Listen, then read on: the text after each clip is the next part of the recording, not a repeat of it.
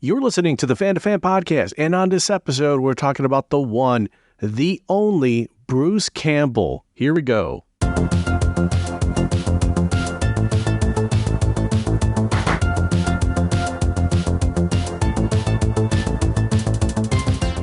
You're listening to the Fan2Fan Podcast. I'm one of your hosts, Bernie Gonzalez. With me today, fellow co-host Pete Charbonneau. We also have Fan2Fan Podcast superstar guest, John Zemsky, and, well, it's just so easy to love the man that is Bruce Campbell and his different performances. And I was able to kind of narrow it down to a pseudo top 5. I don't know if it's going to be easy or difficult for you guys, but I think it'll at least be kind of fun to bat around some Bruce Campbell performances, some movies or even TV shows that he's done that just kind of stick with you. So, John, you're up first. Share a Campbell classic. As I mentioned before, well, in our other podcast, I have not consumed as much Bruce Campbell entertainment as most people. I wish I had. But since watching Bubba Hotep, I had watched Army of Darkness right after. Ash took a weekend trip through time. To the pit with him! He was trapped. Hey! Look out! Slapped. Oh, that's gotta hurt! And kidnapped. But they couldn't make him join How do you stop it? the Army of Darkness. From the director of Darkman comes Army of Darkness, rated R. I started to kind of get from that movie what people loved about him, and just his shtick is so like self-aware and over the top all the time, and it's just he never breaks that. And it's just I absolutely love it. I love that movie very, very much. That's where I started to kind of get into what I would call one-liner Bruce Campbell. You did not grow up watching Evil Dead 1 or 2, so you catch on Army of Darkness later, which is very different from Evil Dead 1 and 2, but still Bruce Campbell made an impression. Pete, throw out a Bruce Campbell performance. I'll go off the board a little bit because I was able to meet him, and so I'll talk about that because I guess it was a performance in a way. A live performance, no live less. performance. He came to the Coolidge Corner Theater when I was living in Boston, one of the best indie theaters that I've ever been to in the country.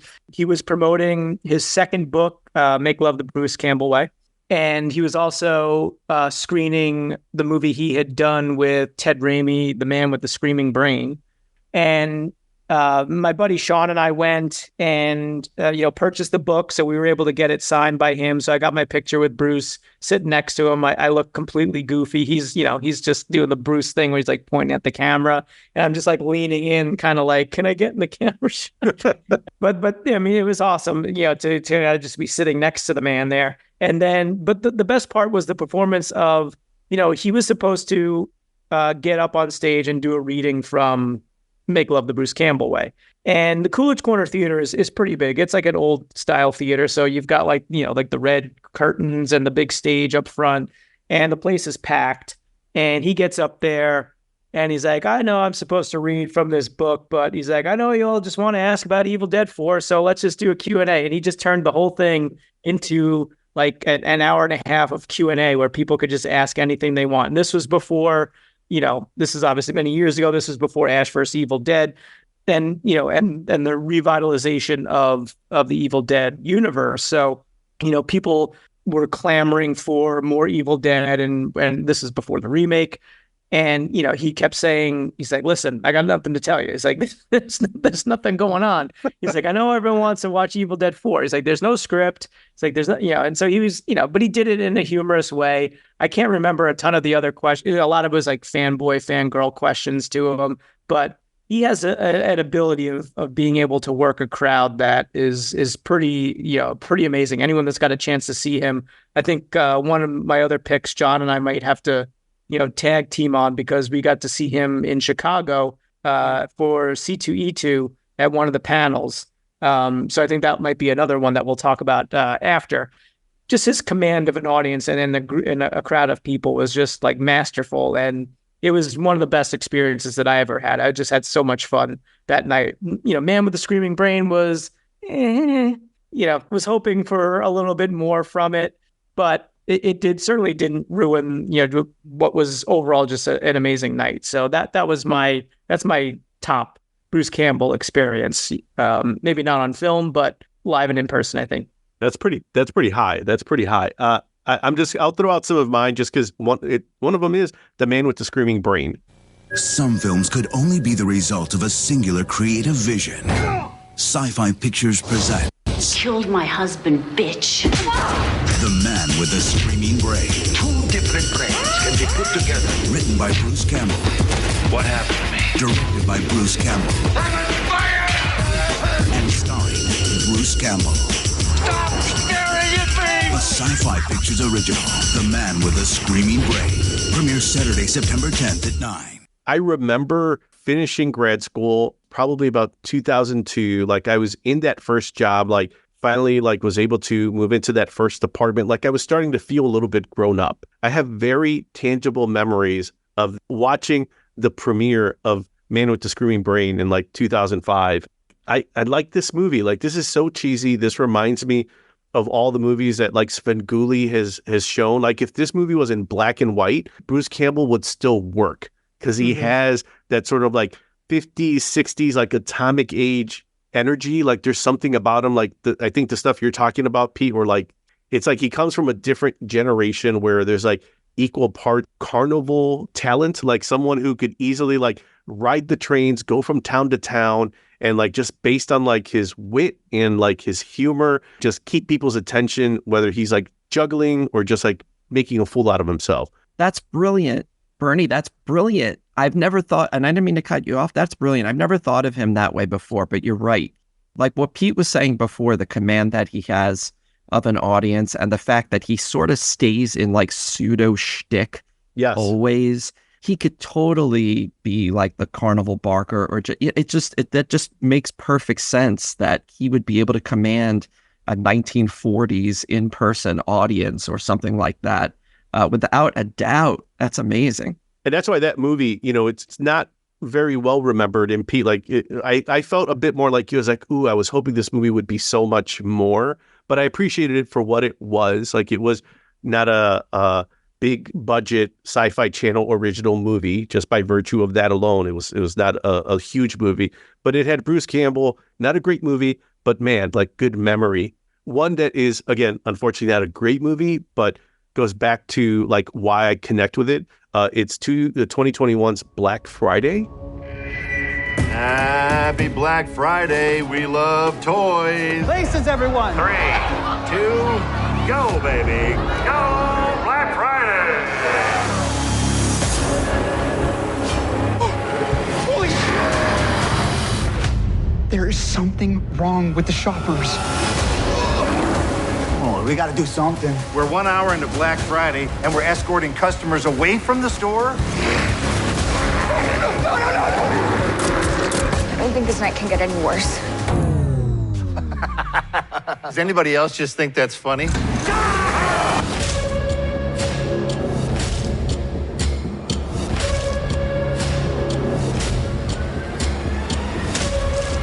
police are here. Thank God.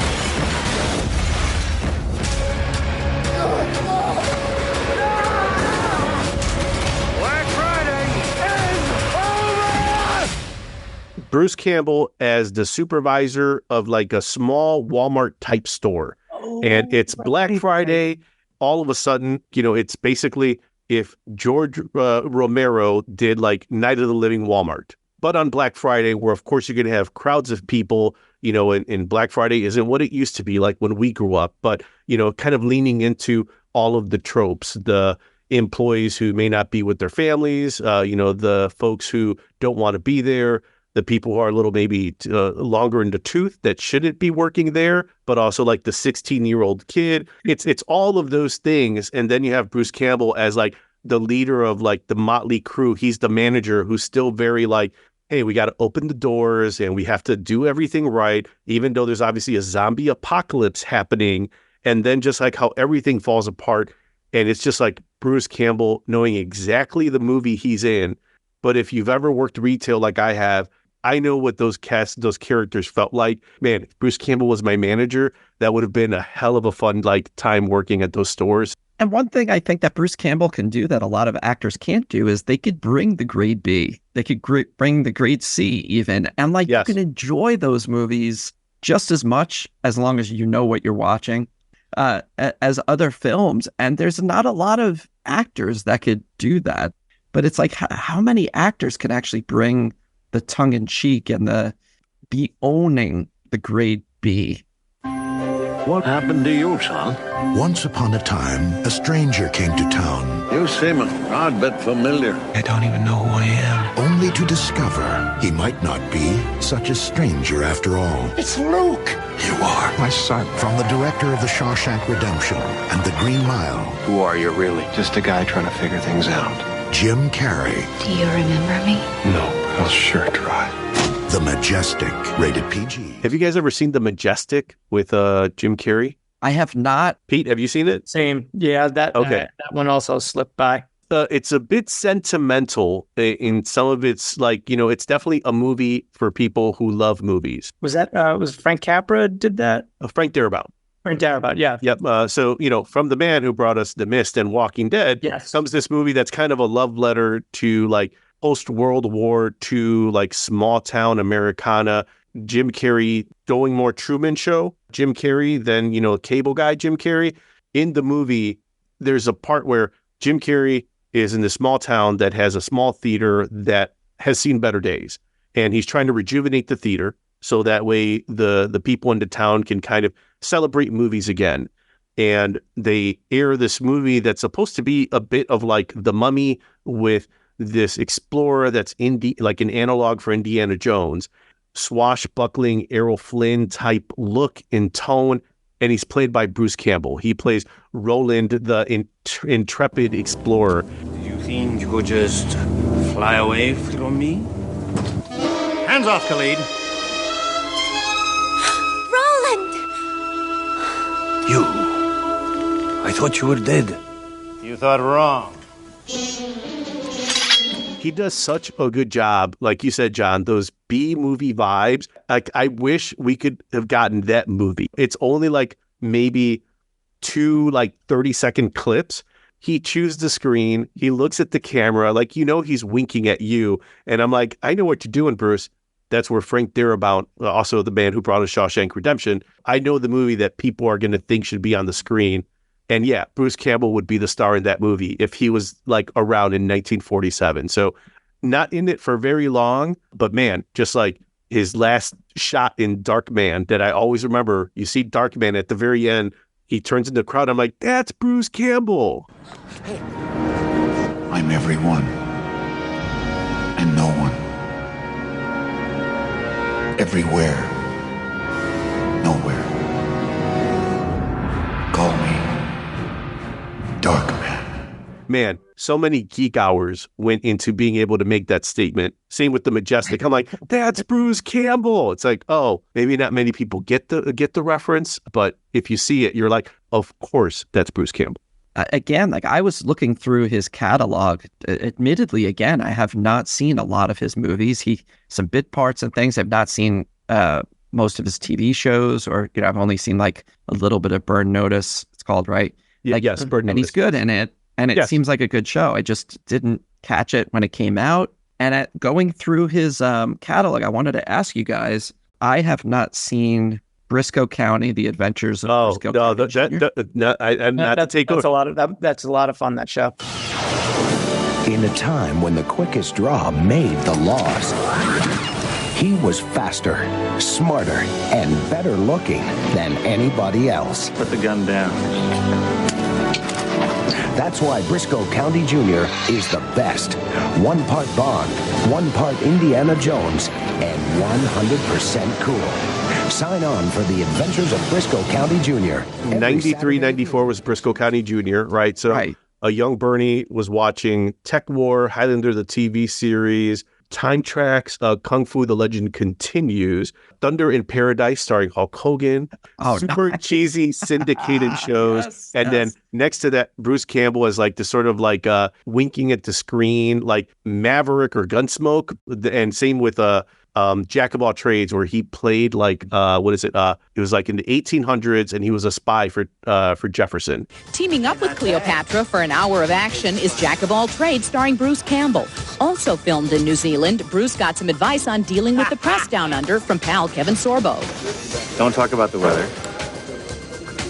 And never use the phrase, well, in the States. Set in the early 1800s, Bruce is a spy trying to thwart Napoleon. For cover, he poses as the daring dragoon.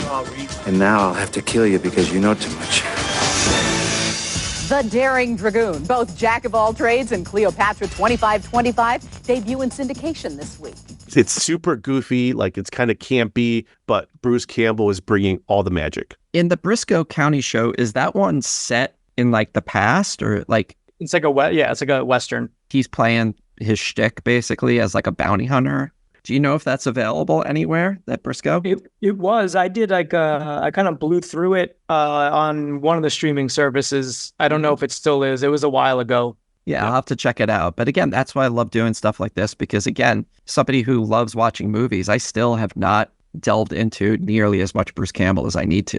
Briscoe County is like, I mean, he was already pretty fully formed Bruce Campbell at that point. But that was like still, he was like still, young enough where coming off of Evil Dead, probably unless like you were really following his career, he hadn't done much else that was like mass public would have known him for. Yes. And that show, I remember even at the time, was very highly rated. I don't know if it was a case of it cost a lot to make or something like that, because it only lasted 1 or 2 seasons, I think. I don't know if the ratings weren't great. I just remember that it was like critically acclaimed, but like a lot of those shows, like it never really got its footing, and so it kind of got canceled before its time. It was also the era too, remember, where you had like Xena and Hercules that Bruce Campbell was also in, because I think of the Raimi connections. But then you had Cleopatra 2025. There were all these like really Relic Hunter, if you guys remember that. Tia Carrere. Like I think after the Tomb Raider, the video game, they made Relic Hunter, the TV show. Have you guys ever seen the Conan TV show? Ralph Moeller? You got it, yes. Which basically, right, Pete, was just Hercules, but with Conan. Yes. Just like Beastmaster was Hercules, but with Beastmaster and no Mark Singer. But with Jack of all trades and Briscoe County Jr., you still had like Bruce Campbell. Even though period pieces, maybe you're like, well, I don't know if I want to watch a Western. That's like what my dad would watch. But it's like, all right, but Bruce Campbell's, doing his stuff, and that made it fun. I feel like all those shows, I kept expecting like a UPS person to kind of just like wander into a shot by accident. They was like, so, I get that they had to be like low budget, but they always felt like, like the location shots, we're just going to see like a telephone pole in the background here. Yes. And they're all like shot in New Zealand, because at some point, either New Zealand had great tax breaks, or they literally took the sets of Hercules, said, well, let's make Xena. And then they're like, all right, well, if we just move them a little bit over here, we can do Beastmaster. Just move the camera, and it's like, oh. Yes. Look at all this, these lovely sets that have been built. If we make a pirate ship and put these guys in frocks, it's basically just Jack of all trades. Well, and I bet Bruce Campbell was just on the set of Hercules playing the character he played. I think he played like a mischievous Loki jester type character, which again, makes sense. And he's probably on his off days, guys, I can do more. And then that was at least more interesting. So yeah. There's one more movie I just have to throw out, then I'll be done, is Icebreaker. Okay, 12 o'clock tomorrow, lunch. The slopes will be packed, holiday, but I'll be there. And please don't. I mean, we can't be late this time. Armed hordes couldn't keep me away. All the equipment's already on the summit with my people. The copter's standing by.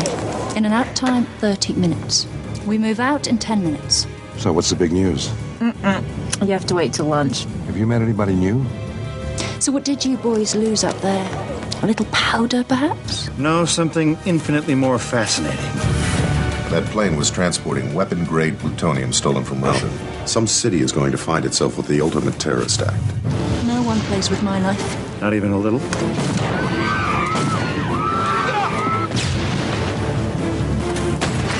of a bitch! You tell everyone that there's a very bad man hiding in the Summit restaurant, threatening the death of innocents if even one member of our proud law enforcement community is seen sniffing about. This is not a good place. I'm a park ranger, not the Lone Ranger. Your boss won't be coming back here, boys. Everybody stay calm. Does he have a shot? This mountain is going to explode, and when it does, you are going to die just like the rest of us. Girls in the line of fire. Take them out. It is basically like a Die Hard analog, just like if you've ever seen Sudden Death with Jean-Claude Van Damme. Die Hard in an ice rink. Icebreaker is basically Die Hard at a ski resort, except instead of Alan Rickman as Hans Gruber, you get Bruce Campbell as like the really bad, like, I don't know if he has like a bald cap, but image search Icebreaker, the movie. It's amazing. It's so great. And it stars Campbell along with Sean Astin and Stacy Keach. So just throwing it out there. Sean Astin plays like the ski patrol guy. He's engaged with this woman, and her dad, Stacy Keach, is coming to the ski resort to check in with his daughter, and she's about to reveal that she's marrying Sean Astin. But of course, Sean Astin works on ski patrol, wouldn't be someone that her father would approve of. Of course, at the ski resort, a terrorist, played by Bruce Campbell, takes it over, and Bruce Campbell does what only Bruce Campbell does if you imagine him playing the part of Hans Gruber. It is so cheesy. You will crack up because you'll see all the tropes, but then it's just like Bruce Campbell being like, guys, I know the movie I'm in, and also I'm bald. Let's go. No, bald cap. I'm watching a clip on IMDb, and he went full shave on that. Okay, you see all the sheen. Fitting to that role. What is it with Sean Astin and the terrorist? Because wasn't he in Toy Soldiers too? When they like, oh god, yeah, Louis Gossett, right? School? I love Sean Astin. Data. All right, so you guys have to tell me about this C2E2 appearance, because I've been to that show a few times, being in the Chicagoland area. I went to the first one. I'll do my best. I'm just trying to remember what year it was, but this was definitely pre-knowing you, Bernie, so otherwise we probably would have met up with you there. Yeah. Around the Chen's tour for the book, around then, maybe a little bit after. Maybe. But again, like, John and I don't have a ton of experience going to cons and things like that, but we thought that this would be fun. I mean, I love Chicago. I've always loved Chicago, so any excuse to go up there was one that I was going to take. And we got into a couple of panels. I remember we got into the one with Burt Ward and I'm blanking on Batman's name. Adam West, yes. And that was fun to have the two of them kind of just sitting there and kind of waxing poetic about the Batman TV series. And then we're like, oh, we've got to get into Bruce Campbell. And we did. And the hall was packed for that. I want to say that it was set up kind of to be like a normal panel thing where he was going to be there and Ted Raimi was there, just maybe supposed to talk about either his book or his career. And he came out with like the smoking jacket and was just like, hey, he's like, we're going to switch things up and we're going to play a game. And I think anyone that has gone to see Bruce or has gone to cons, I think he does this quite often, but we did not know this at the time. And he basically turned the whole thing into a game show where he had people come up on stage and he was essentially the game show host. And it was hysterical. One thing that was interesting to me was like, I'm not a big star chaser, but like he was intimidating in some ways because the way he came out, you compare him, like we saw Ralph Macchio, who was wonderful to see, absolutely great, just very quiet and humble. And Bruce Campbell basically comes out as a Bruce Campbell character. And then I was like, honestly, I'm like, am I watching meta? Am I watching Bruce Campbell? I honestly didn't know who Bruce Campbell was in some ways leaving there because I was like, we just like witnessed a performance that was amazing. It was intimidating in some ways because he was, the persona that he has, the way he commands the audience. It's just unbelievable to me.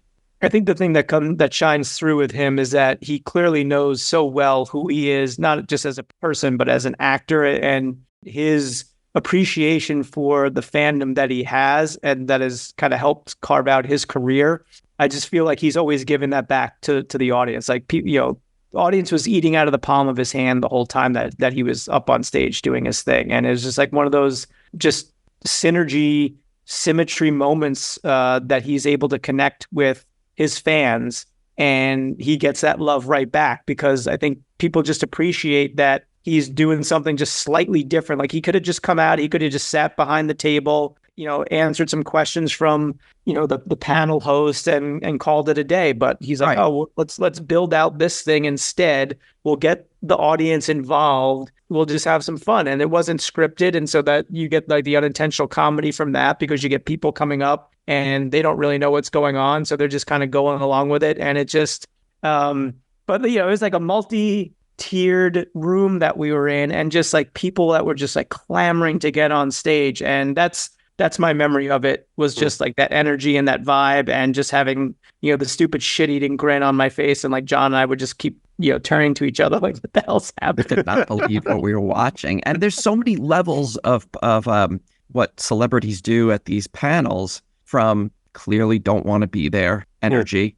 And then you have the person that maybe is very much into themselves, and they're just, going to exude that. And then there was this. Bruce Campbell's like, I'm gonna give these people something to remember, something to feel like they participated.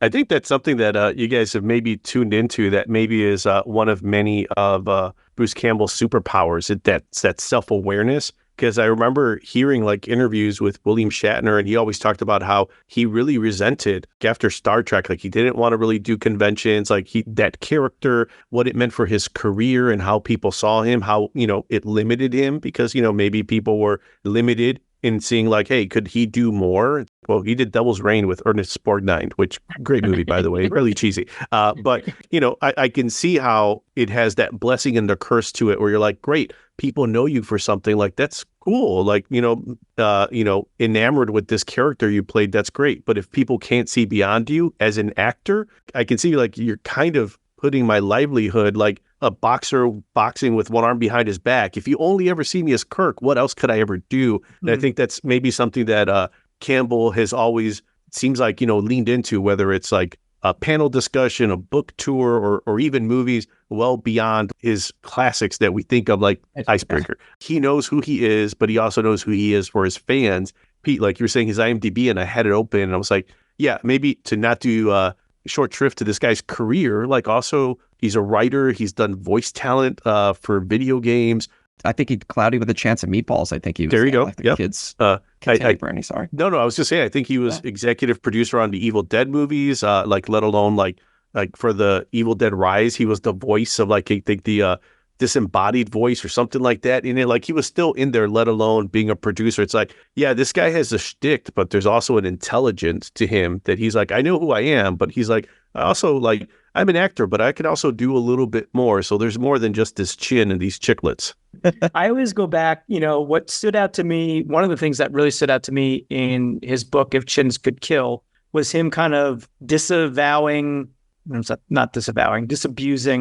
people's perceptions of, oh, you're an actor, you're famous, you must have all this money. And he basically, one of the chapters is where he kind of breaks down, like, here's kind of what I'm taking home at the end of the day in the movies that I can make, that I could get to star in. And if I only get X number of roles per year, I've got a family, I've got an agent, I've got to live in California so that I can get these roles. And he's like, at the end of the day, here's kind of what I'm making. He's like, you tell me if this famous actor is, making billions and millions of dollars. And he's not, or at least he wasn't back then. He's got his niche, and it's great. But I think it's easy for people to see that niche and see him, especially if you're a huge fan of the genres that he's in, and you see him a lot more, to think that, well, this guy's Hollywood actor, he must just have it made. And, he's like, I had a divorce, I had a, all the life stuff that we all go through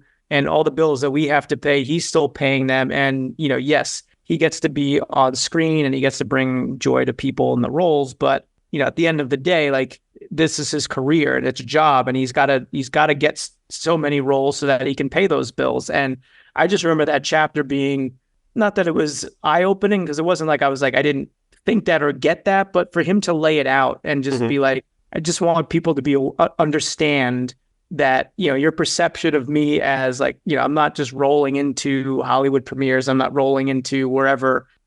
This is all part of like his career and his chosen profession, but like there's a lot of work that goes into it to just maintain just the basic lifestyle that he's living. And so I find it would be easy. I can understand why it would be easy for someone like him to kind of just, like what you were saying, John, just kind of like show up, do the bare minimum at a, at a panel and get the hell out of there.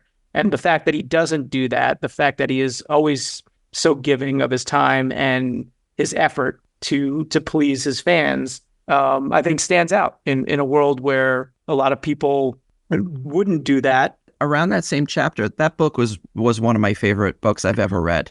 And around that same chapter, or just in that same vein, he talks about how everybody pegs him as this like, oh, you've picked this out perfectly. Like you get to be a B movie star and then do all kinds of roles, He's like, I don't choose to be a B movie star. It's like, I want to make A money, not B money. like again, where it does appear, because he's so smart, it does start to appear like, oh, you just picked this. You're really good at this.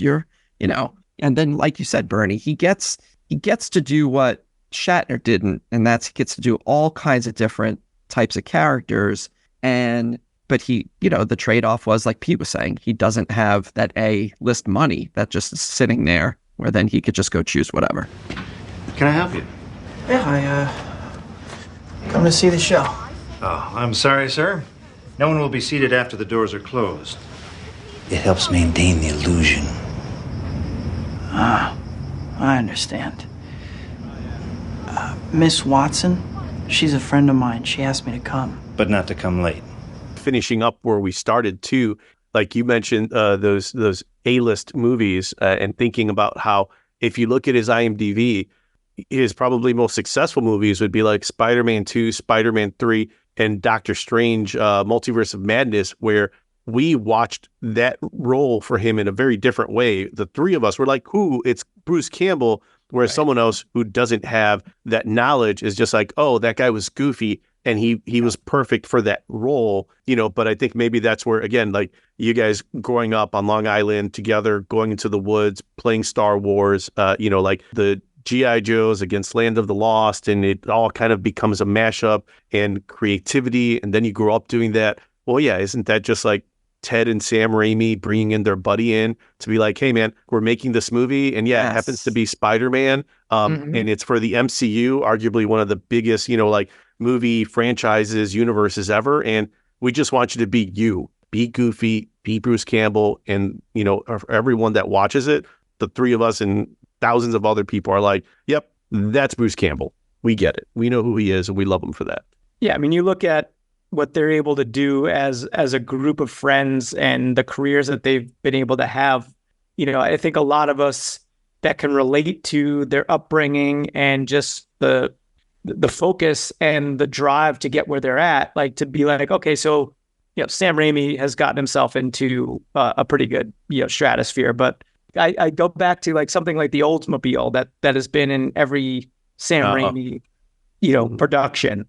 Just to have a career where you are able to do something like that, because it's a lot easier to do that early in your career when you're making independent, low budget films. But when you're pulling Spider-Man, Spider-Man 2, and the Oldsmobile is still showing up in all of those things, like, I don't know, there's something that just rings some kind of bell in my heart of like, don't we all wish we could do something similar like that? And some of us have. Like, I think in some ways, we've done similar things, maybe not anything that the public has seen, but speak for yourself. I brought Bucktooth Vampire over to a friend's house. I mean, how many degrees of separation is that? Yeah, John's award-winning Bucktooth Vampire film. I think it won the Palme d'Or at Cannes, right? Oh, it won something. Yeah, 5 years in a row. It was in a can pretty quick. Yeah, very nice. That was good stuff. You can, if you turn in 17 tomato can labels, John will give you a free copy. This is true. Yeah, that is the truth.